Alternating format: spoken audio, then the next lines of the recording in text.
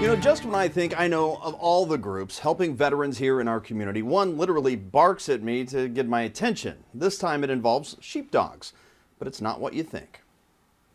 I have been on a number of deployments where I have seen hope restored. And it's very, very powerful when that happens. And Dave Jardin has seen hope restored in many places. This year alone, we went down to Tennessee twice, to Chattanooga and to Nashville when they had the tornadoes back in February and March. We've been to Texas. We've been to North Carolina. We've been to Baton Rouge. A former Air Force pilot, Dave now flies for Delta and serves as the Greater Cincinnati chapter president for Sheepdog Impact Assistance. Sheepdogs, which are a small part of the population that are just wired to serve and protect.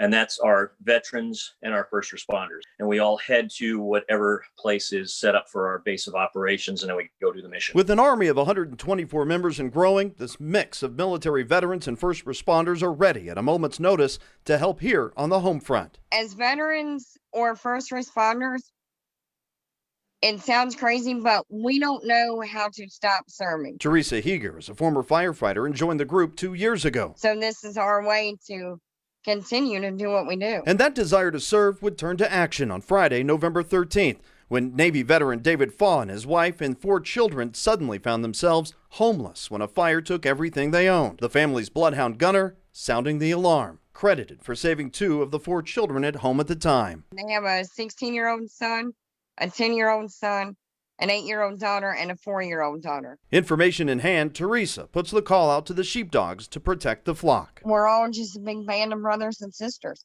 We're all here for each other.